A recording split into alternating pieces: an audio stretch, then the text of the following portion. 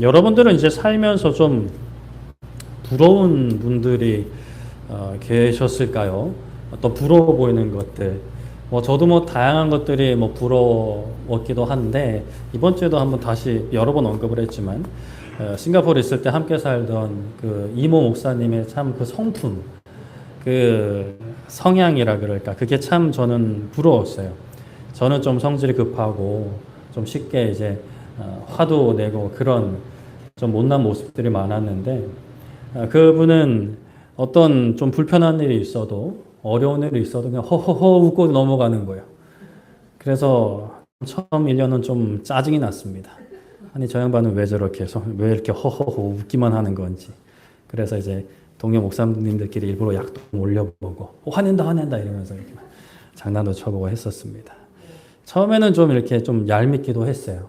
냉장고에 달걀이 떨어지면 나는 혼자 급해가지고 이걸 빨리 사놔야 되는데 이러고 있고, 그분은 그냥 없으면 없는 대로 이렇게 이제 마음 편히 있으시니까. 처음엔 좀 짜증이 나다가 한 2, 3년 살다 보니까 너무 부러운 거예요. 나는 왜 저러지 못할까? 같은 하나님 믿는데 내가 믿음이 없는 건지, 아니면 다른 이유가 있는 건지. 많은 부러움들이 있지만 여러분들도 그렇지 않을까 싶어요. 그냥 그 내면이 강한 분들이 있어요. 삶에 여유가 넘치는 분들. 나태하고 게으른 사람 말고, 그냥 대충 사는 사람들 말고, 열심히 살아요. 어떤 삶의 의미도 있어요. 하나님을 믿든 안 믿든. 그런데 이제 삶에 이제 여유가 있는 거죠. 어떤 좀 어려움이 닥쳤을 때 그것을 유연하게 이제 대처하고 넘어갈 수 있는 좀 인자강이라고 하나요? 그런 말도 있는 것 같은데, 그런 분들 좀 부럽다라는 생각 하지 않으세요? 태어나면서부터 모르겠습니다. 유전자에 그게 정보가 입력되는지 그것까지는 저는 모르겠고, 근데 살아오는 환경도 참 중요한 것 같은데, 그런데 우리가 그렇지 않다 하더라도 후회할 것이 없습니다. 후회할 것 또는 속상해할 것 없어요. 우리가 예수님을 바로 만난다면, 깊게 만난다면, 태어나면서 또는 자라온 환경에서 그렇게 배운 사람보다 더 엄청난 내면의 힘을 가질 수 있습니다. 오늘 다윗의 모습에서도 좀 완벽하진 않지만 그래도 좀 비슷한 모습을 살펴볼 수가 있는데, 다윗은 계속해서 피난길에 있습니다. 또 한 사람이 찾아왔어요. 저번 주에는 이제 무비보셋의 종 시바가 먹을 것을 들고 찾아왔는데, 이번에는 먹을 것이 아니라 돌을 가지고 온 사람이 등장을 합니다. 돌을 가지고 와서 막 던져요. 던지면서 좋은 말을 하진 않습니다. 저주를 퍼붓습니다. 누구냐? 사울의 친족 중 한 사람으로 시므이라는 사람이었어요. 사울과 정확히 어떤 관계가 있냐, 몇 다리를 건너야 되냐, 몇 촌이냐는 사실 성경에 정확히 언급이 되어 있지는 않습니다. 그냥 친족이라고만 설명을 하고 있어요. 그가 다윗이 가는 그 길, 아마 엄청 멀지도 않고 엄청 가깝지도 않았던 것 같은데, 일단 그 소리가 다 들릴 정도의 거리에서 다윗을 저주합니다. 그리고 다윗뿐만이 아니라 다윗과 함께 있는 신하들을 향해서 돌을 던집니다. 그때 다윗이 혼자 있지 않았어요. 그와 오랜 시간 함께했던 용사들도 함께 그 길에 했습니다. 참 시므이라는 이 사람도 화가 많은 사람이 아니었나 싶어요. 아무리 다윗이 지금 이제 패잔병처럼 도망간다 하더라도 군사들이 있는데 혼자 가서 이제 돌을 모르겠습니다. 이렇게 도망가는 어떤 길이 있었는지 모르겠는데, 아무튼 그렇게 막 저주를 합니다. 피 흘린 자여 가거라라고 표현되어 있지만 좀 더 현실적으로 말하면 꺼져라 이런 식으로 이야기를 했겠죠. 그리고 16장 8절에 어떻게 이야기하냐? 사울의 족속의 모든 피를 여호와께서 너에게로 돌리셨다. 그를 이어서 너가 왕이 되었지만 여호와께서 나라를 너의 아들 압살롬의 손에 넘기셨다. 봐라, 너는 피를 흘린 자이기 때문에 화를 자초한 거다라고 이야기합니다. 지금 너가 쫓겨서 도망가고 너가 흘린 피 때문이다. 다 너 때문이다. 너가 자초한 일이다 라고 이야기하는 거예요. 우리가 살면서 어려운 상황을 만날 때 있어요. 그럴 때 주위에서 이런 소리를 하는 분들이 계실 수 있죠. 다 너가 잘못해서 그래. 너가 그렇게 말했으면 안 되지. 너가 그렇게 행동하면 안 됐던 거야. 지금 너가 힘든 건 다 너가 자초한 일이야 라고 하는 분이 옆에 계시면 어떨까요? 맞는 말이라 하더라도 정말 때리고 싶은 그런 사람의 마음이 들겠죠.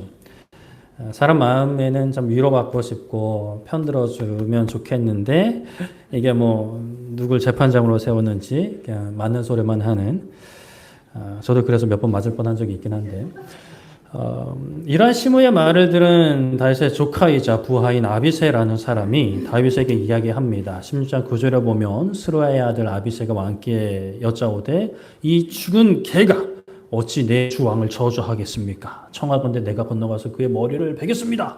허락해 주세요. 라고 이야기합니다. 죽은 개 같은 사람이라고 합니다. 아무리 지금 우리가 도망가는 신분이라 하더라도 멸망한 집안의 족속인 저 인간이 떠들어 제낄 정도는 아니지 않습니까? 왕이시여. 제가 가서 그냥 단숨에 베고 오겠습니다라고 이야기합니다. 아비새는 요압의 동생입니다. 요압의 동생으로 그런 나름대로 이름이 좀 많이 언급된 용사 중에 한 명이에요. 그가 다윗이 이제 그 사울의 손에 도망칠 때부터 함께 했고 다윗의 조카인데 그가 들어도 당연히 기분이 좋지 않죠.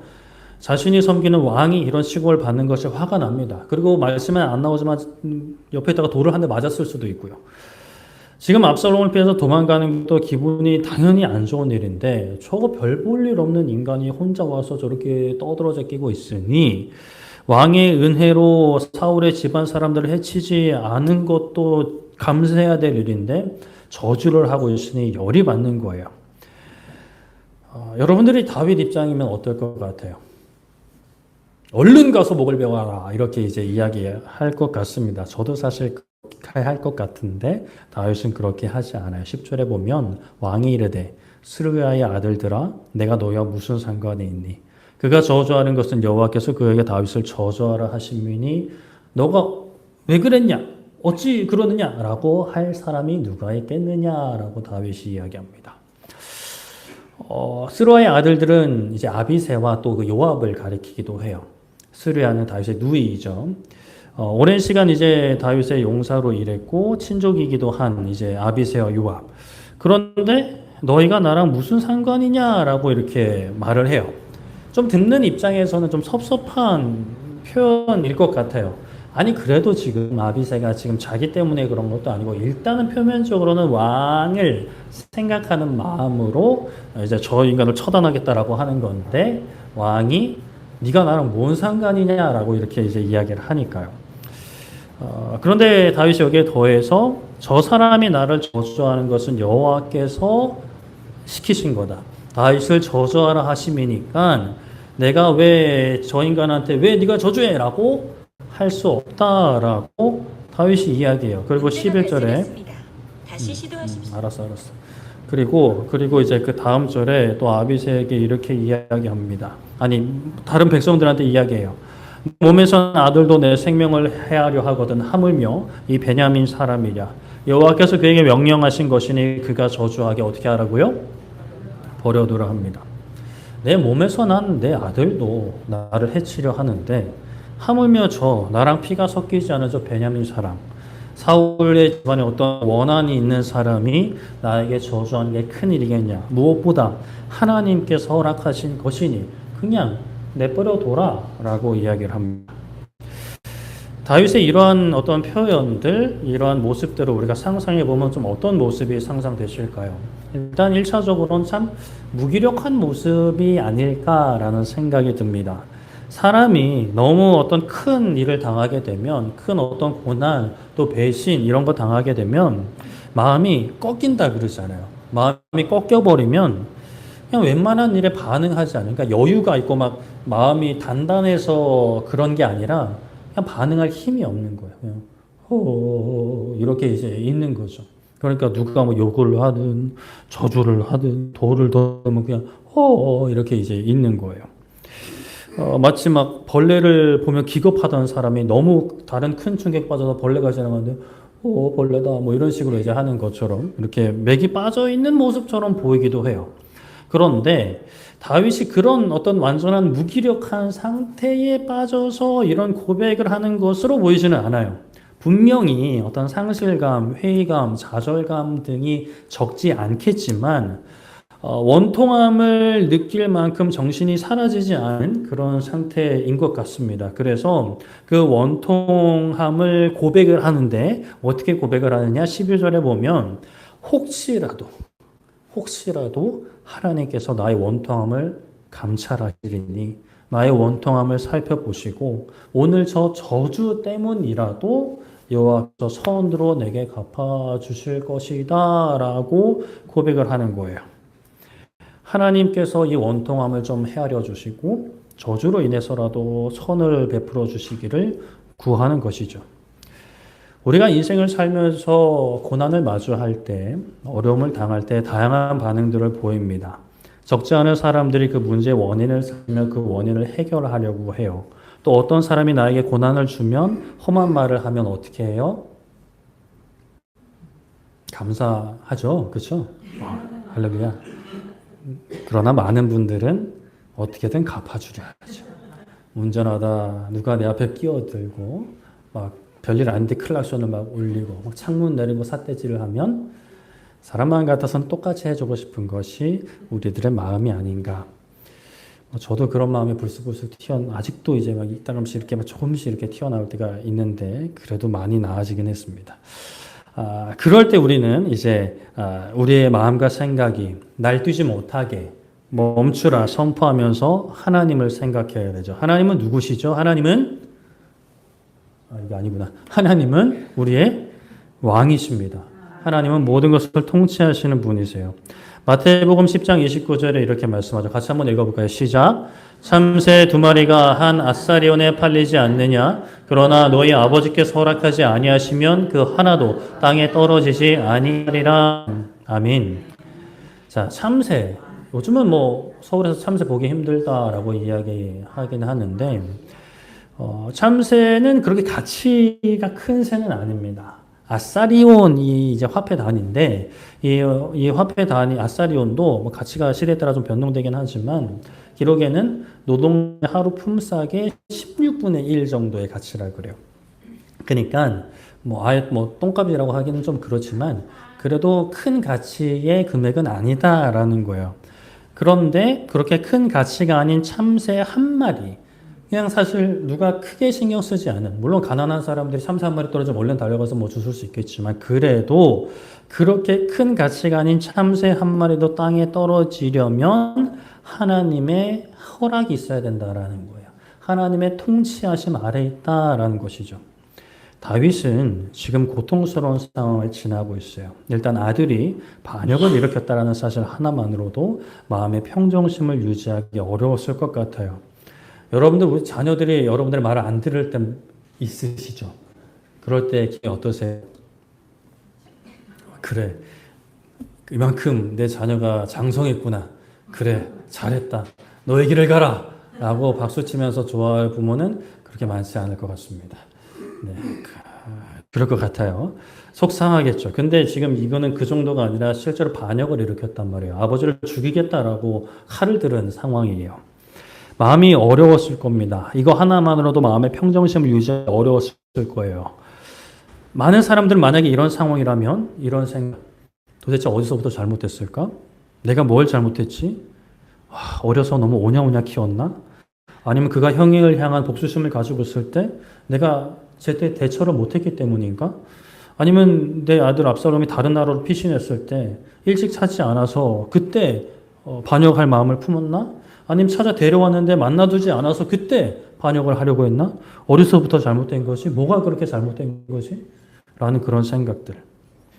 그러나 그런 생각이 날뛰도록, 나를 지배하도록 다윗이 내버려 두지는 않았을 것 같아요.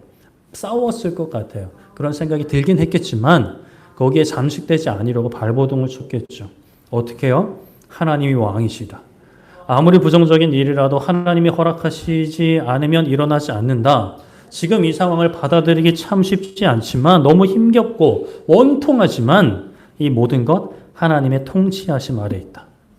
저 별 볼 일 없는 인생이 나를 저주하는 것도 하나님의 통치하심 아래 있다라고 선포하면서 마음을 붙드는 거예요. 우리는 어떤 상황에서도 하나님의 통치와 하나님의 주권과 하나님의 왕되심을 인정하고 선포해야 합니다. 지금 이 시간 우리가 예배에 집중하려고 애쓰는 것도 그 어떤 한 모습 중에 하나겠죠. 그런데 참 상황이 어려울 때는 이게 쉽지 않아요. 그냥 평탄할 때야 뭐 사실 이런 고백 그냥 뭐 하는 게 어렵지 않겠죠. 근데 너무 힘겨울 때, 상황이 어려울 때 하나님의 주권을 고백하는 것이 참 버겁게 느껴지기도 해요. 차라리 하나님과 상관없이 일어난 일이다라면은 그냥 좀 세상 표현으로 재수가 없으려니까 아니면 내가 운이 없어서 세상이 더러워서라면서 욕도 뭐 실컷 하고 막 분노라도 표출하면서 어떻게 뭐 복수라도 좀 하면서 그러면 좀 화가 좀 누그러질 것 같아요. 그런데 하나님이 하셨다니요. 하나님이 허락하셨다니요.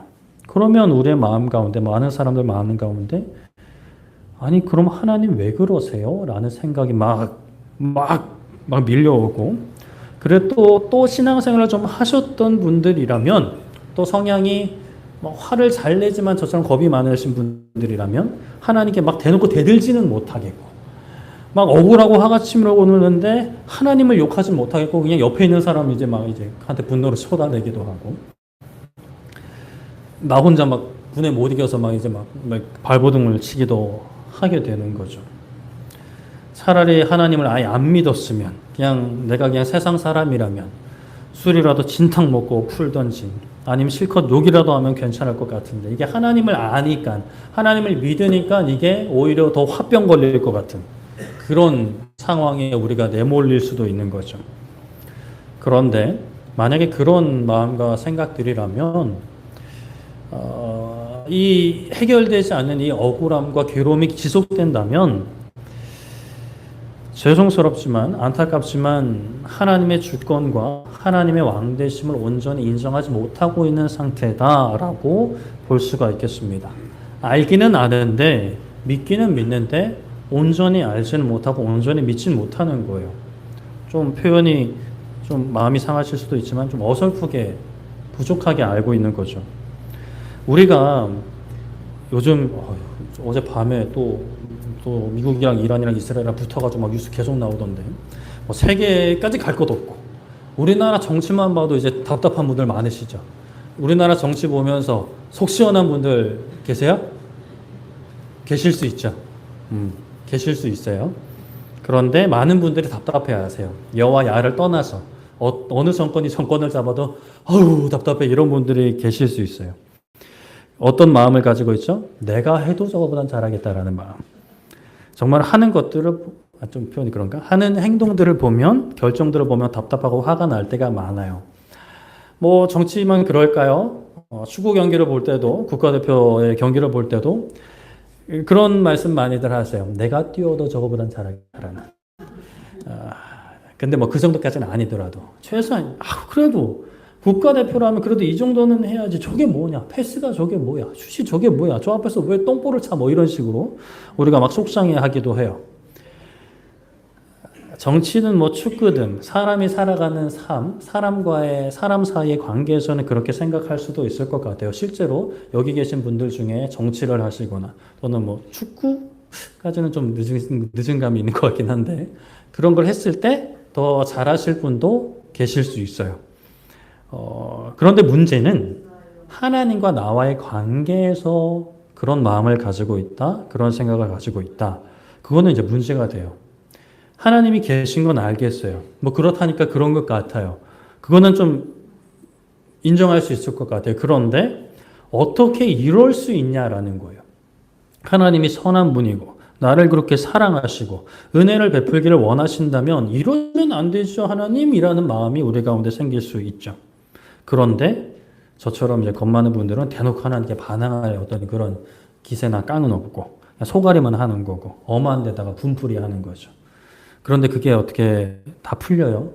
불만이 계속 쌓이고 일상에 기쁨이 없고 당연히 예배를 드리는데도 기쁘지 않고 기도는 무슨 앉아있는데도 아무 기도 나오지 않고 찬양은 안 그래도 힘들어 죽겠는데 뭘 그렇게 막 박수를 치라 그러고 그래도 우리 교회는 일어나서 찬양은 잘 안 하는데 어디 가면 일어나라 그러지 힘들어 죽겠는데 그 모든 것들은 사실 그 근본에 보면은 하나님이 행하신 역사보다 내 생각이 더 옳다라는 생각 내 판단이 더 맞다라는 생각이 근원에 담겨 있을 수 있습니다. 그런데 우리가 생각을 좀 해봐야 될 건 우리가 살아가는 세상에 전문적인 지식과 기술을 가진 전문인들이 계세요. 뭐 자동차를 고치는 분들, 뭐 인테리어 업자분들, 뭐 질병을 고치는 의사분들, 이제 나름대로 각 분야의 전문가분들이 계시잖아요. 그런데 만약 우리 주위에 또는 내가 그런 사람들을 전혀 못 믿어요. 그래서 맨날 의심하게 돼. 그리고 의심하면서 동시에 따라오는 게 불평. 아니 이거를 이렇게밖에 못하나? 아니 이거를 이 정도 돈을 받아? 그런데 이거밖에 일을 못해? 왜 이렇게 일을 빨리 못해? 왜 이렇게 마감이 엉망이야? 왜 이 정도 병에 이렇게 치료를 못해? 낫게 하지 못해? 뭐 이런 마음들이 생기는 거예요. 그런 분들이 곁에 있다. 또는 내가 그렇다. 내가 그렇다는 거 말고 그냥 곁에 있다만 생각해 볼게요. 그럼 어떨 것 같아요? 실제로 내 생각이 그 사람 생각이 맞을 수 있어요. 그 전문가라는 분들도 사람이고 실수할 수 있고 또 정직하지 않을 수 있어요. 자신의 이익을 위해서 거짓을 행할 수도 있어요.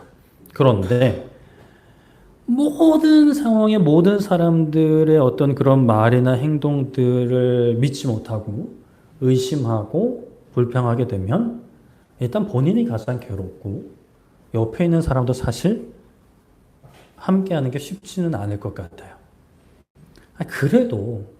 그래도 당신보다 공부를 좀 더 했고 더 자동차 만졌고 그래도 인테리어 했으면 당신보다 낫겠지라는 말이 여기까지 이제 튀어나오는 거죠. 그런데 그런 마음과 생각들을 하나님과의 관계에서도 버리지 못하고 붙들고 있다면 하나님의 계획보다 하나님의 역사보다 내 생각이 더 옳고 좋다라는 마음을 놓지 못하고 있다면 일단 가장 괴로운 건 나 자신이죠. 하나님을 믿긴 믿지만 평안함이 없고 기쁨이 없고 감사함이 없고 자유함이 없는 삶을 살아가게 되는 거죠. 사실 그것은 하나님을 믿는다라고 말하기가 어렵습니다. 하나님의 존재만 있다라고 어느 정도 인정할 뿐 그분이 나의 삶의 왕이시고 이 세상을 지혜와 선함으로 다스리시며 나를 사랑하신다라는 사실 앞에 온전히 순복하지 못하고 있는 거예요. 이 하나님을 우리가 믿는 하나님, 말씀 가운데 역사하시고 우리를 찾아오신 그 하나님을 온전히 믿게 될 때 이전에는 하나님을 믿기 전에는 누릴 수 없었던 자유, 평안함, 기쁨과 감사 하나님을 믿게 될 때 그 앞에 온전히 순복할 때 우리가 누릴 수 있습니다. 세상에 많은 전문 인력들이 나에게 거짓 없이 선하게 나를 위하고 나를 대한다면 좀 마음이 굉장히 많이 편해질 것 같지 않으세요? 아니세요? 필요할 때 그 사람을 찾으면 정말 거짓 없이 나를 대해주고 나를 도와줄 것이라는 확신이 있다면 그냥 카센터만 생각을 해볼까요? 여러분들은 그런 카센터 알고 계신 데 있으세요? 정말 믿고 맡길 만한 이 사람은 속이는 거 없이 덤탱이 씌우는 거 없이 내 차를 수리해 줄 거라는 믿음이 있는 카센터 혹시 알고 계시면 저한테도 좀 소개를 부탁드립니다. 그런 걸 알고 있으면 이제 차를 운전을 하다가 고장이 나요. 그러면 마음이 어려워질 수는 있죠. 또 무슨 일이 생겨나면 마음이 어려워질 수는 있을 것 같아요. 또 돈이 얼마나 들려나? 라는 생각은 할 수 있을 것 같아요. 그런데 그래도 그곳에 가면 그분께 맡기면 고쳐줄 것이라는 믿음이 있으니까 마음이 더 깊은 수렁으로는 빠지지 않을 것 같습니다. 수리비가 많이 나올 수는 있겠죠. 부품에 따라서. 그것이 부담이 될 수도 있어요. 그러나 최소한 이 사람이 나에게 거짓말은 하지 않겠다. 정직하게 수리비를 받는다. 또는 조금 이제 할인까지 해준다라는 믿음이 있으면 어쩔 수 없는 것이라며 내 차를 잘 고쳐줘서 고맙다라는 마음을 가지고 그에게 금액을 지불하는 것이 최소한 그게 좀 경제에 내 이번 달 가게에 좀 타격이 있을 수는 있겠지만 그래도 이 바가지 씌우는 거 아니야? 이런 어떤 의심과 걱정과 두려움은 없을 거예요. 우리가 정말 하나님을 믿고 있다면 나의 모든 삶을 지금의 이 고난도 합력하여 선을 이루실 것을 믿고 있다면 신뢰하고 있다면 내 삶에 엄습해오는 고난들, 나를 넘어뜨리려고 하는 어떤 어려움들, 나를 해치려고 하는 사람들, 나를 저주하는 사람들에게 내가 매이지 않을 수가 있는 거예요. 그 순간은 힘들 수 있죠. 당연히 힘들 수 있죠. 근데 다윗도 원통한 마음이 들었어요. 속이 상하는 거예요. 마음이 좋지 않은 거예요. 괴로운 거예요. 힘든 거예요. 저주를 듣는데 아무런 마음의 변동도 없는 거 아니에요. 괜찮아. 이러는 게 아니란 말이에요. 원통해요. 저주를 듣는 거 힘들어요. 그러나 이 모든 것을 허락하시는 하나님을 고백하고 이것을 또한 선으로 바꾸실 하나님을 의지하면서 털어내는 거예요. 벗어나는 거예요. 그 저주의 말에 집어삼켜져서 저주에 잠식당하는 게 아니라 하나님을 믿고 의지하면서 그 저주에서 벗어나는 거죠. 자기 갈 길 가는 거예요. 너는 떠들어라, 나는 간다. 할 수가 있는 거죠. 그리고 또 다윗은 아비새의 말에도 거리를 둡니다. 다윗과 같이 어려운 상황에 있으면 자신을 위해주는 사람에게 우리가 기대고 싶은 마음이 생길 수 있어요. 의지하고 빠져들 수 있죠. 누가 내 편에 서서 나를 위해 일해주겠다고 하면 참 위로가 되죠. 그래서 자신을 저주하는 시므이의 목을 날리겠다라고 하는 아비새가 참 기특할 수도 있어요. 그런데 다윗은 그런 아비새에게도 좀 거리를 둡니다. 우리가 나를 위해주는 말을 해주고 나를 생각해주는 사람을 너무 기대하거나 또는 그 사람에게 기대거나 그 사람을 찾는 거 조심할 필요가 있어요. 다윗은 특히 아비새가 어떤 사람인지 알아요. 충성스러운 용사는 맞아요. 그런데 이전에 자신의 형제 아사헬, 요압과 아비새 형제 아사헬이 있었는데 그 아사헬을 죽인 아브넬이라는 또 사람이 있었어요. 근데 다윗은 아브넬을 용서하고 품으려 했거든요. 근데 그때 요압과 아비새가 어떻게 했냐면 왕의 뜻과 상관없이 왕이 용서하고 후히 대접해서 보낸 그 사람을 불러와서 왕의 명령도 없었는데 불러와서 죽이는 일을 행해요. 그러니까 결정적인 일이 있을 때 왕에게 순복하지 않은 그런 전적이 있었던 사람이었던 거예요. 다윗은 알고 있었던 거죠. 사람은 온전하지 않습니다. 나를 위해 주다가도 어떤 상황에서는 나에게 등을 돌릴 수 있어요. 참 이 사실이 참 불편한 사실이기도 해요. 그런데 그렇다고 해서 막 모든 사람을 모든 상황 속에서 의심의 눈초리로 바라보면서 막 어떤 도움의 손길도 막 거부하고 막 위로하는 말을 하려고 하면 위로하지 마. 뭐 이렇게 이제 하라는 게 아니라 누군가 나를 위해 주는 말을 해주면 나를 도와주려 할 때 정말 이 사람이 소위 속된 말로 뒤통수 치려는 사람이 아니라면 이 일을 통해서 나에게 덫을 놓고 나를 올가매려는 사람이 아니라면 감사히 받으면 돼요. 감사히 받고 위로든 도움이든 감사히 받고 고마운 마음을 표현하고 또 내가 도울 일이 있으면 도우면 돼요. 그러면 돼요. 그런데 나의 마음과 생각의 뿌리를 그 사람에게 두어서는 안 되는 겁니다. 감사해 받지만 내 마음과 생각의 뿌리는 나의 왕이신 하나님, 나의 주인이신 하나님께만 내려야 하는 거예요. 집을 지을 때도 기초공사를 잘해야 합니다. 튼튼한 집을 짓기 위해서는 일단 기초가 튼튼한 곳을 찾든지 아니면 튼튼하지 않으면 어떻게든 건축 공법을 동원해서 튼튼한 기초를 만든 다음에 집을 올려야만 그 집에서 안전하고 복되게 살 수 있겠죠. 마태복음 7장 25절에 이렇게 말씀하죠. 비가 내리고 창수가 나고 바람이 불어 그 집에 부딪히되 무너지지 아니하나니 이는 주추를 반석 위에 놓은 까닭이요 라고 말씀을 합니다. 비가 오고 홍수가 나고 태풍이 불어도 집이 무너지지 않는 것은 일단 집도 튼튼해야겠지만 그러나 가장 기본적인 것 그 기초를 반석 위에 바위 위에 안반 위에 놓았기 때문이다 라고 말씀을 하세요. 나의 삶의 근거, 나의 삶의 소망, 나의 삶의 목표를 사람에게 둔다면, 환경에 둔다면 그것은 상당 부분 효과를 거둘 수는 있어요. 그러나 결정적일 때 무너질 위험이 있죠. 그렇기에 영원한 우리의 반석이신 하나님께 세상에 있다가 사라지는 것에 두는 게 아니라 언제 변할지 모르는 것에 두는 게 아니라 누릴 것은 누리지만 받을 것은 받지만 그러나 우리의 마음과 생각, 우리의 모든 가치관, 모든 결정, 과거든 현재든 미래든 그 모든 것을 해석하는 기반은 하나님께, 영원하신 하나님, 그 하나님께서 우리에게 허락하신 말씀에 두어야 하는 것이죠. 우리가 항상 기뻐할 수 있는 것, 모든 일에 감사할 수 있는 것, 서로 사랑할 수 있는 것, 심지어 원수까지 사랑할 수 있는 것은 지금 나의 환경이나 어떤 다른 사람에게, 특히 상대방에게 내 마음과 생각에 근거를 두지 않기 때문이에요. 환경에 따라서 기뻐하고 감사한다면 환경이 그런 환경이 아니라면 기뻐하고 감사할 수가 없죠. 내 곁에 있는 사람이 사랑받기 힘든 사람이라면, 나를 해치는 원수라면 그 사람만 생각하면 사랑할 수가 없어요. 용서할 수가 없죠. 그러나 우리의 모든 판단의 근거, 감정이든 결정이든 모든 어떤 선택이든 그 근거, 그 뿌리는 어디에 있다고요?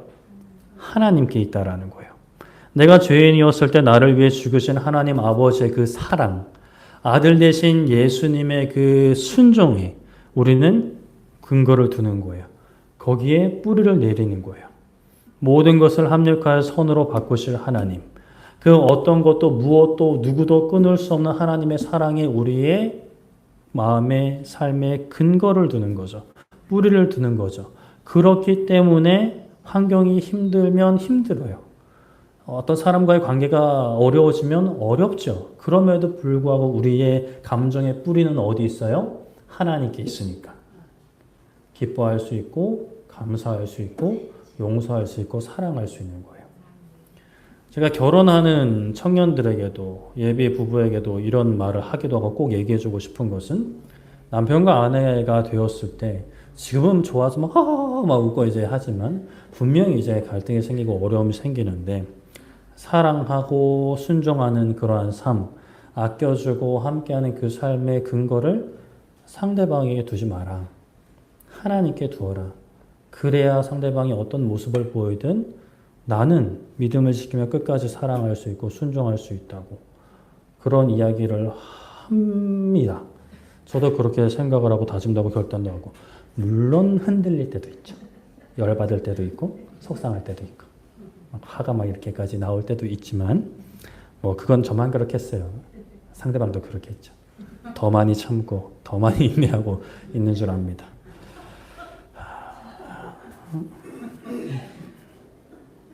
사랑합니다. 하나님께 내 삶의 근거를 두지 않고 나에게 두고 환경에 두고, 하나님이 왕이시긴 한데 내 생각에도 옳다라고 생각하니까 기뻐할 수가 없고 감사할 수가 없고 용서할 수가 없고 사랑할 수가 없는 거예요. 우리는 순종해야 합니다. 하나님께 내 삶의 근거를 두어야 해요. 모든 선택과 결정과 원인과 목표를 하나님께 두어야 합니다. 그래야만 흔들리지 않아요. 흔들리지 않는 인생의 집을 방법, 내 방법 어떻게 할 수 있을까요?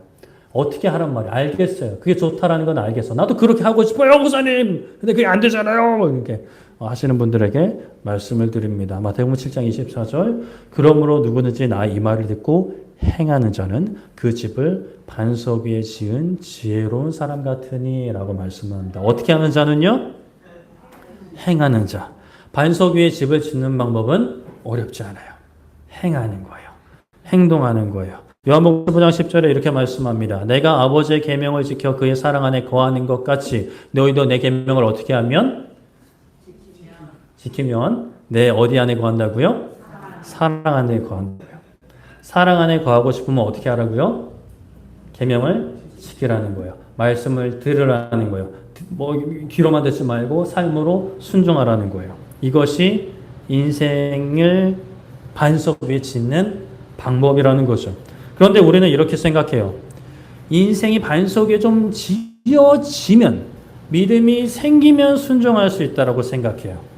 물론 맞는 말이기도 해요. 아예 틀린 것은 아닌데, 그러나 우리가 흔들리지 않는 믿음으로 자라나기 위해서 순종해야 된다는 이 말씀을 우리가 놓치면 안 됩니다.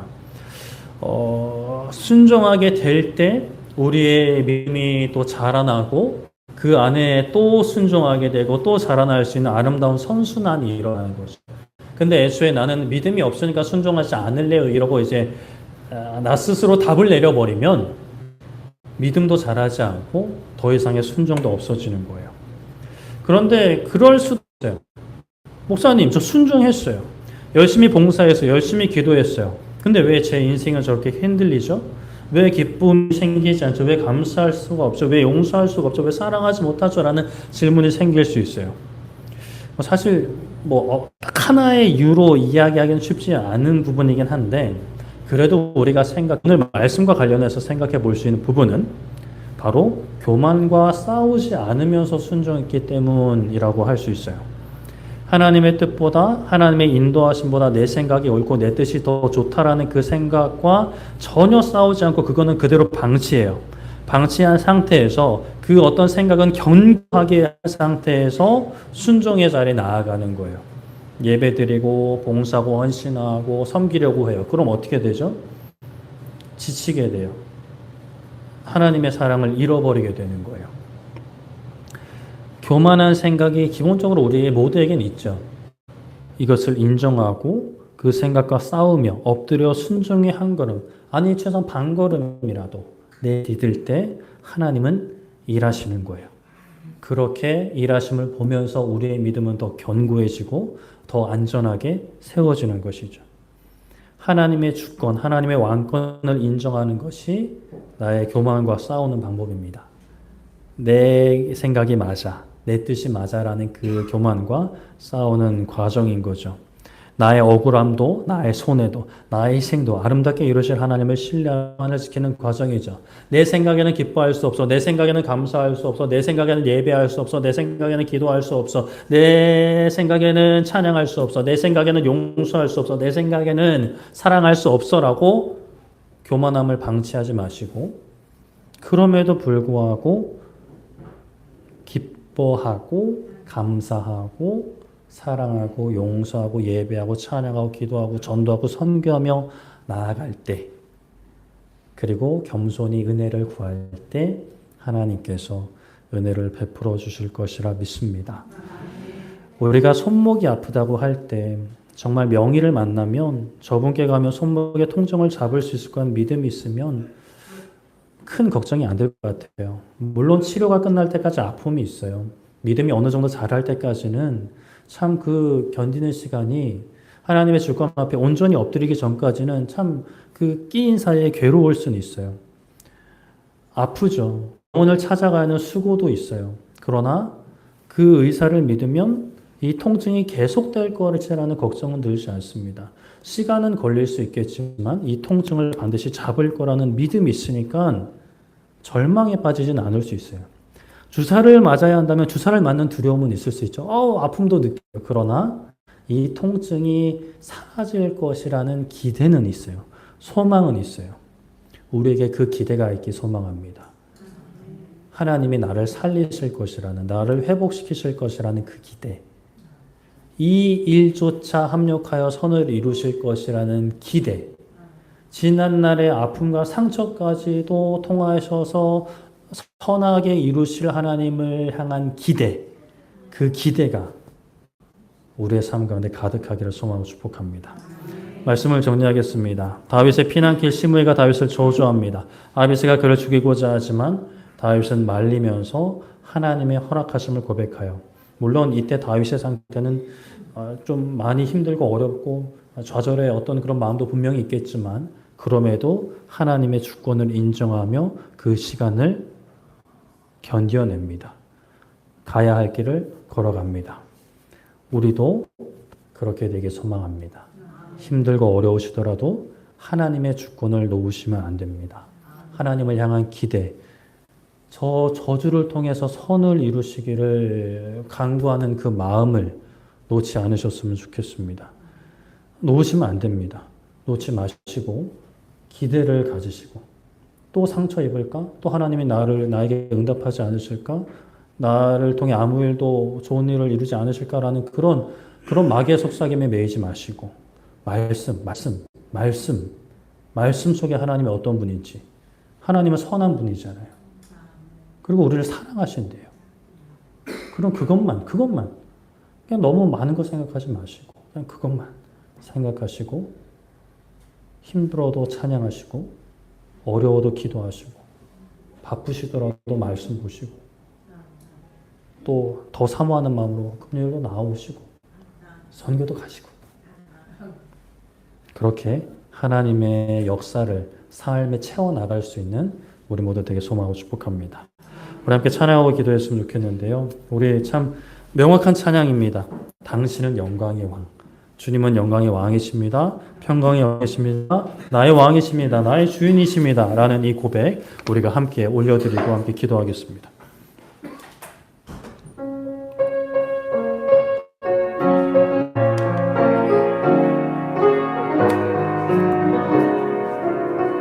당신은 영광의 왕, 당신은 영광의 왕, 당신은 평강의 왕, 당신은 하늘과 땅의 주, 당신은 정의의 아들. 천사가 무릎 꿇고 예배하고 찬송하는 영원한 생명 말씀, 당신은 예수 그리스도 주. 호산나 다윗의 자손께, 호산나 물러wan 중의 왕, 높은 하늘의 영광을 예수 주 메시아 안에. 주님은 영광의 왕, 주님은 영광의 왕, 주님은 평강의 왕, 주님은 하늘과 땅의 주, 주님은 정의의 아들. 천사가 무릎 꿇고 예배하고 찬송하는 영원한 생명 말씀, 주님은 예수 그리스도 주. 호산나 호산나 다윗의 자손께, 호산나 불러왕 중의 왕, 높은 하늘의 영광을 예수 주 메시아 안에. 호산나 다윗의, 호산나 다윗의 자손께, 호산나 불러왕 중의 왕, 높은 하늘의 영광을 예수 주 메시아 안에. 내 영혼이 확정되어 싸우니 믿음에 눈들어 주를 바라봅니다. 내 영혼이 확정되어 싸우니 믿음에 눈들어 주를 바라봅니. 내 영혼이 확정되었습니다. 내 영혼이 확정되어 싸워 결단합니다. 믿음에 눈들어 주를 바라봅니다. 내 영혼이 확정되어 싸우니 믿음에 눈들어 주를 바라봅니다. 주를 바라볼 때, 주를 찬양할 때 주의 나라 비밀임인데, 그 영원한 나라 보게 하소서. 내 영혼이 확정되어 싸우니 믿음에 눈들어 주를 바라봅니다. 내 영혼이 확정되어 싸우니 믿음에 눈들어 주를 바라봅니다. 아멘. 이제 우리 기도할 때 하나님, 우리가 이 시간 결단하기 원합니다.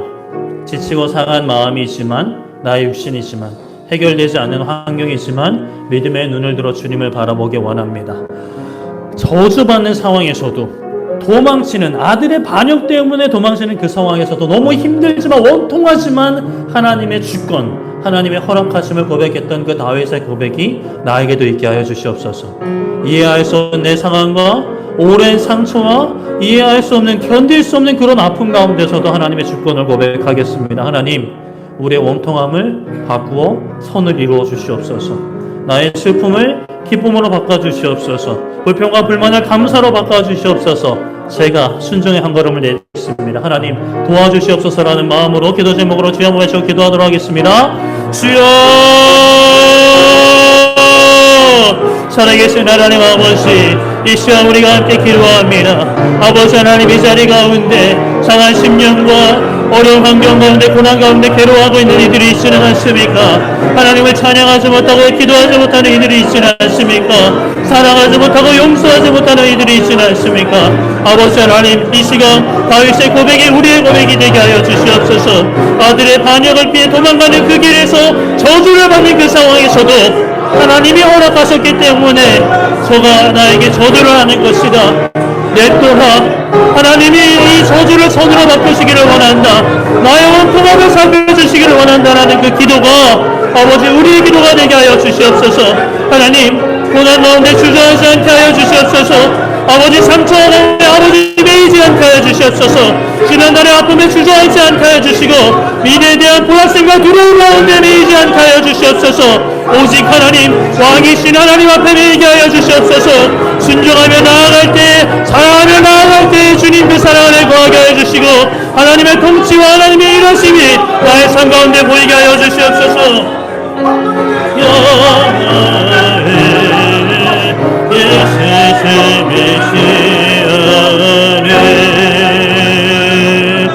호산나 다윗의 자손께 호산나 흘러 왕궁에 와 높인 하늘의 영광을 예수 주 메시아. 호산나 다윗의 자손, 호산나 다윗의 자손, 주님이 왕이십니다. 호산나 불러 왕중에 와 높은 하늘의 영광, 높은 하늘의 영광을 예수 주 메시아네. 살아계신 하나님, 하나님이 우리에게 허락하신 예수님만이 우리의 왕이십니다. 우리의 삶의 주인이십니다. 좋을 때만 우리를 다스리는 건 아니시고 우리가 힘들고 어려울 때 고난 가운데서도 하나님의 통치는 멈추지 않고 있습니다. 인간의 마음과 생각으로는 하나님이 다스리시는데 왜 나에게 이런 어려움을 허락하십니까? 라는 마음과 생각이 들 수 있지만 하나님, 우리가 인간의 생각에 매이지 않겠습니다. 말씀에 매이겠습니다. 우리를 통하여 일하실 하나님을 바라보겠습니다. 합력하여 선을 이루실 하나님을 바라보며 그 무엇도, 지금의 그 고난도, 미래에 대한 두려움, 지난날의 상처와 아픔도 막을 수 없는, 끊을 수 없는 아버지의 사랑의 그 말씀을 붙잡고 순종하겠습니다. 한 걸음을 내디딜 때 요단강을 가르신 그 하나님의 역사가 우리의 삶 가운데 있게 하여 주시옵소서. 하나님 역사하여 주시옵소서. 마른 지팡이에 싹이 나고 꽃이 피고 열매를 맺게 하신 하나님, 우리 영혼에 열매를 맺게 하여 주시옵소서. 감사드리며 예수님의 이름으로 기도드립니다. 아멘.